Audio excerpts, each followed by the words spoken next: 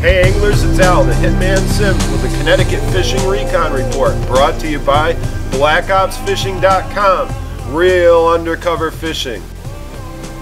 First report from the DEP is trout and salmon. Fall is here and so is the annual stocking of Atlantic broodstock salmon. Look for these fish at Crystal Lake, Mount Tom Pond, and both the Naugatuck and Shetucket rivers. The first stocking was 2 to 6 pound fish. Look for larger fish in the 4 to 15 pound range to be stocked later in the fall. And the first recon report comes to us from Connecticut Outfitters in Wethersfield. Wethersfield Cove, it looks like we totally missed out on any hickory shad this year.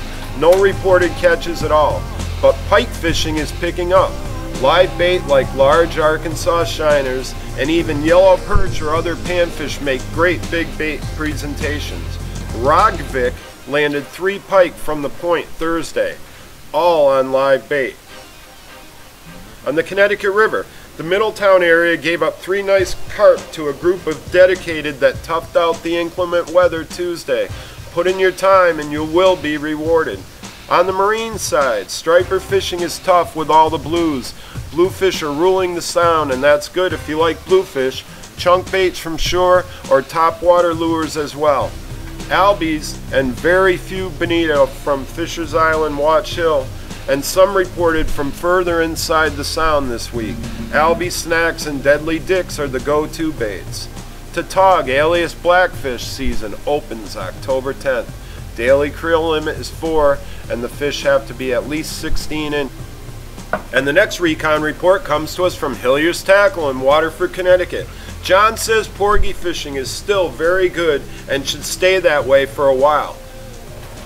Seeing some 3-pound fish come into the shop. There are still some small ones mixed in with them, but most of them are on the larger side.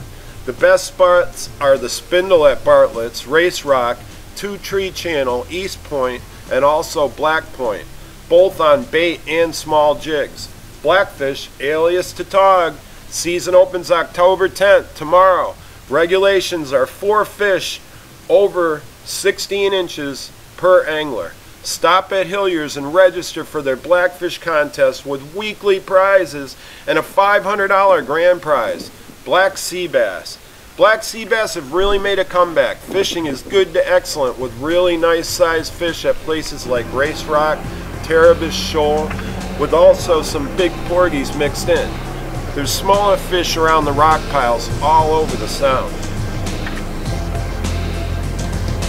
False albacore and bonito. No bonito to speak of, but false albacore are popping up at all the usual spots, with the south side of Fisher's being a good choice. Albie snacks, deadly dicks, and Swedish pimples are all catching albies. Blue fishing is red hot. It's been a banner year for sure. The Race, Pigeon Rip, Black Point are all producing large numbers of blues. Diamond jigs, trolling umbrellas, or bait are all producing for the boaters. Also tossing Roberts Rangers. They'll get you some real distance to reach breaking schools of fish from surf or boat. It's been the best year in a long time for snapper blues. Stripers are present, but the large number of blues makes it tough for the diehards to get to the bass. It's getting better though, especially at night when the blues quiet down a bit. John says there are still fluke around with some decent catches coming from Black Point for the guys who are trying. He also heard of reports of fluke invading the shallows in 10 to 15 feet of water. Scallops looks like a fair crop this year.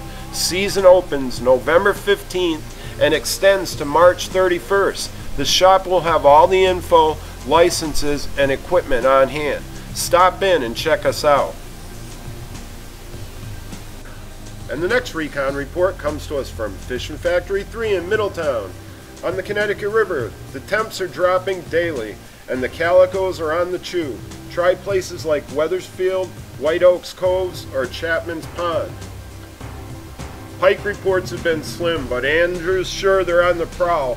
Try places like the Sabeth River using slow-rolling spinnerbaits or big swimmers, Andrew's favorite methods this time of year. Blackfish, the season kicks off Wednesday, October 10th. That's tomorrow, guys. We'll have plenty of green crabs in stock. If you're looking for a bulk order, it doesn't hurt to call a few days ahead to be on the safe side. Once again, we'll be teaming up with River's End and Old Saybrook for our annual White Chin Tournament. Details coming soon. Albies and bonito. There have been a few bonito reported in the Coast Guard channel at Block Island, but that's the extent of the bonito report. Albies, on the other hand, have been chewing good in all the popular rips. Andrew says he typically brings 2 rods when targeting hardtails, one rigged with a deadly dick and the other rigged with an unweighted Zoom Super Fluke in white. But as he mentioned last week, he's added a few more lures to his arsenal for when the bite gets tough. These lures are Halco jigs, Albie snacks, Sebile Magic swimmers, and Shimano wax wings. Porgies, alias Scup. Scup fishing is good on most of the rock piles in Long Island Sound. From the surf at Watch Hill, and Harkness continues to give up limits. While searching out albies the last few weeks, Andrews had no problem jigging up a dozen or so eaters on deadly dicks or other small tins. All the head boats are scup fishing at the moment. You're allowed 40 a head on charter boats. Now is the time to fill the freezer because there's nothing like a porgy sandwich in January. Fluke. Haven't heard a fluke report in over a week, said Andrew. But the biggest fluke he ever caught was in late October in 15 feet of water on an eel in the middle of the night, so who knows, right? But if you want his honest opinion, it's over. Dave Russo is still the leader in his season-long fluke tourney, which will wrap up on October 31st. Bass and Blues, the mouth of the Connecticut River, still your best bet locally for some big bass and teen-sized blues. The bunker piles are still being worked hard, and these fish are big. Try chunking bunker heads after the sun sets from any of the fishing piers in Old Saybrook or Old Lyme for a shot at a nice striper.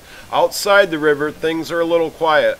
There are some fish to be had on the shoal and hatchets for live line bait drifters, but it's not hot by any means. This time of year, it's possible to run in some intense topwater blitzes of bass as they stage for the fall migration. Most of these fish are schoolie size with an occasional keeper. Montauk has been an all-out striper blitz for the last week and a half. Watch Hill has had some good bass fishing as well. Talked to a few customers over the weekend who were having success at Harkness, tossing unweighted eels into the surf after dark. Bluefish continue to roam the reef. Places like the Race Plum Gut, Southwest Reef still have a decent bite on diamond jigs. There's some harbor blues on top and most of the major rips as well. A small tin on a lightweight rod and reel can provide hours of fun if your bluefish are your thing. This has been Al the Hitman Sims with the Black Ops Fishing Recon Report. Until next week, keep off my bass. Oh yeah, if you like us and like these reports, there's this little thumb at the bottom you can click. See it? It's right there. Click it. Come on. Click. Click.